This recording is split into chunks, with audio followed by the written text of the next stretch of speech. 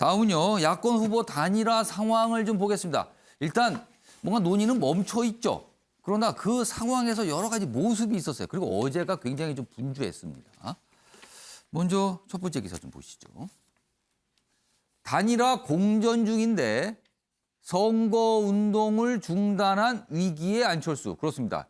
유세차 요걸 운영하시는 분들이 지금 사망하셨거든요. 그래서 어제 빈소가 좀 쳐졌잖아요. 그러니까 안철수 후보가 거기서 이제 약간 상주격으로 계속 머무르고 있죠. 위기의 안철수다. 그런데 빈소 조문한 이재명, 윤석열과 독대를 했다. 이렇게 돼 있습니다. 여기 제목 좀 보겠습니다. 제목이요. 안철수, 천안에 차려진 빈소에 조문객을 맞이했습니다. 그리고 원주소도 또 이게 불상사가 있었죠. 그래서 뭐 이건 장례가 지금 진행 중인데 안철수와 만난 윤석열 뭐 위로만 하고 단일화 얘기 안 했습니다. 그리고 이재명 후보는 유세 중에 이제 어제 밤에 조의를 하러 왔죠. 그리고 이낙연 전 민주당 대표도 빈소를 찾았습니다. 어제 여야 하루 뭐 여러 가지 요구송 율동 중단했다. 그러니까 약간 좀 추도, 애도의 분위기인 거죠. 지금 상황이요. 다음은 사진 좀 보겠습니다. 사진.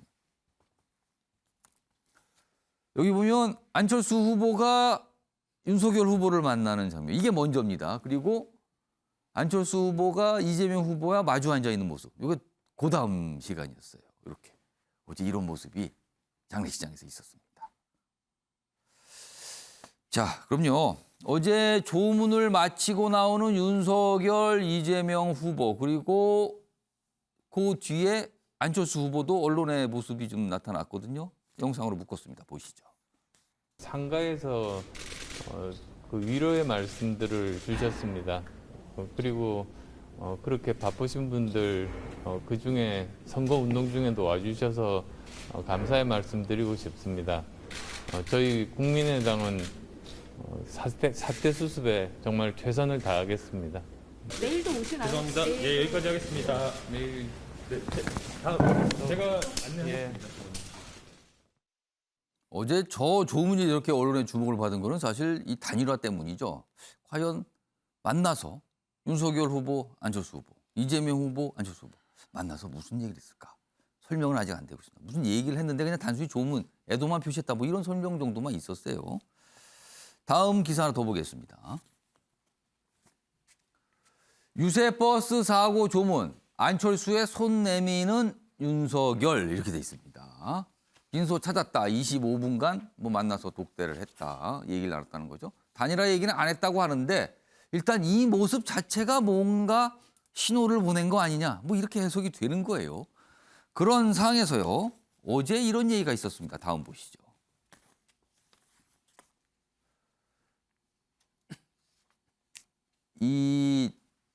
이재명 후보가요. 이재명의 이준석 국민의힘 당 대표가 어제 언론 인터뷰를 통해서 뭔가 예우 이런 얘기 좀 했거든요. 뭐 이 기사가 좀 관련돼 있습니다. 빈소 찾았는데 물론 그 얘기는 앞서 나왔는데요. 그 내용 영상으로 확인해 보겠습니다. 안철수 대표도 결국 정치를 계속 해야 하는 입장이고 결국엔 정치적 명분을 찾는 과정이다 이렇게 저희는 보고 있는 거고 그 과정에서 꼭 그런 어떤 경쟁적 단일화보다는 더 나은 어떤 명분을 제시할 수 있는 그런 예우가 있지 않겠느냐. 자, 김재섭 전 비대위원 더 나은 예우라고 얘기했어요. 이 더 나은 예우는 무슨 의미일까요? 글쎄요, 좀 알쏭달쏭한 말입니다. 예.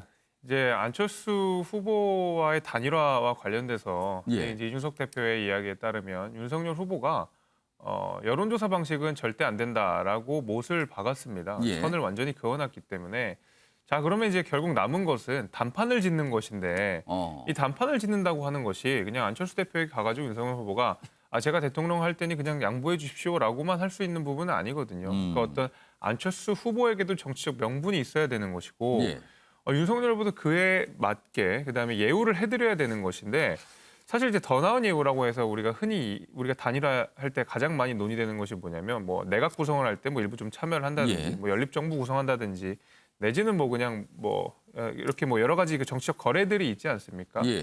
근데 사실 이제 안철수 후보에게 그런 어떤 뭐 말하자면 자리 나눠 먹기식 나눠먹기식의 모양을 주는 것은 오히려 안철수 후보에 대한 예우가 아니라고 생각하는 게 아마 이준석 대표와 윤석열 후보의 입장이라고 그러면은 생각합니다. 어떤 식으로 예우를 할 수 있다는 글쎄요, 거예요? 저도 저걸 좀 잘 모르겠는데 뭐 예.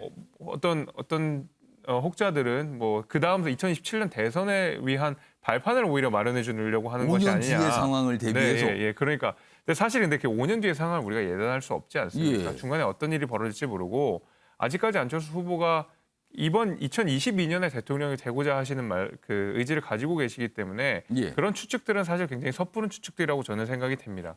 그래가지고 아마 이준석 대표와 윤석열 후보도 굉장히 고민이 많을 텐데 예.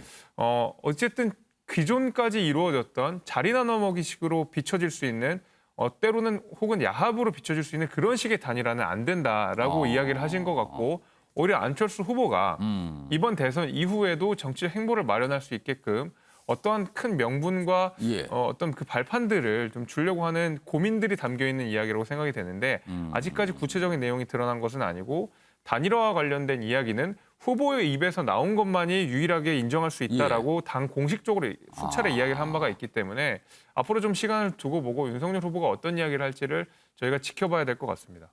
최근에 윤석열 후보가 단일화 관련해서 질문을 안 받았어요. 오늘 정도는 받을지도 모르겠는데 이거 상당 기간 동안 아무 얘기가 없었거든요.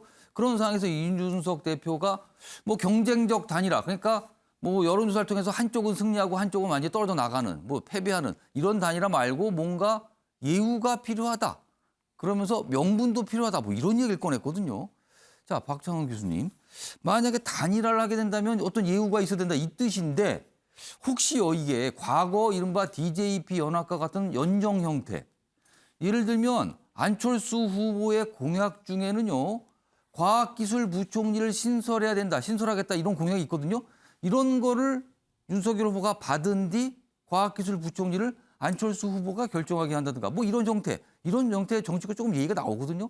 어떻게 좀 보십니까? 어떤 전망이 있을 것 같습니까? 글쎄요, 이제 그 부분은 사실은 그다지 현실성이 있어 보이진 않습니다. 그러니까 이제 자리 나눠 먹기. 예. 이게 이제 그동안에도 윤석열 후보가 홍준표 전 대표와 예. 만남을 가진 뒤에 공천 문제 때문에 당이 난리가 난 적이 있었어요. 아, 그렇네요. 그 당시에 당의 반응이 뭐였냐? 야합, 밀실 이거였거든요. 왜 거기서 공천 얘기를 합니까? 그렇죠. 이거였네요. 그런데 지금 그게 총리가 됐던 뭐 예. 그래서 애초에 단일화 얘기할 때 한쪽에서는 총리 얘기를 했고 한쪽에서는 당권 얘기를 했다는 얘기가 있습니다. 분석이 있는데 그런데 당권이나 총리 이런 식은 나눠먹기다. 그래서 지금 이제 국민의힘으로서는 사실상 이제 이게 뭐 양쪽 논의에서 기각이 된 걸로 알고 있고요. 그 다음 얘기 나온 게 이제 5년 뒤 약속이라든지 예우 이런 건데 예. 이거 사실 믿을 수 있는 게 아무것도 없어요. 5년 뒤를 어떻게 알죠? 네. 그러니까 뭔가 지금 제안은 물밑에서 예. 제안은 계속 들어가고 있는 걸로 얘기가 들립니다. 그런데 현실적으로 원래 이제 2, 3일 정도밖에 시간을 안 줬었는데 예. 이 조문이 길어지면서 연장이 된 셈이 됐죠, 연장이 지금. 됐고 혹시라도 뭐 그런 일이 있어서는 안 되겠지만 만약에 다음 주까지 이게 길어질 가능성 예. 이 소위 말하면은 이 선거운동으로 돌아가신 분이 이제 상이 길어질 가능성. 그래서 이제 안철수 후보가 본격적으로 선거운동에 다시 못하게 될 재개를 하기 어려울 때. 그렇죠. 예. 그러니까 선거운동 재개가 늦어질 경우에 그러면은 이번 주말 넘어서까지 논의가 진행될 수 있거든요. 그러면 뭐 신의 한 수로서 그 예우가 뭔지 모르겠지만 예. 지금으로서는 예측이 안 되지만 그 예우가 근데 아까 그 경제부총리 같은 얘기는 사실 민주당 쪽에서도 했던 얘기거든요. 그러니까는 그 정도 수준 가지고의 얘기는 아닐 거다라고 보고 있습니다. 형구택 대표님께 어제 이낙연 전 민주당 대표도 조문을 했고요. 그리고 밤에 늦게 이재명 후보는 좀 뭐 수행도 없이 뭐 홀로 왔다 이렇게 아까 영상에 좀 소개가 됐잖아요.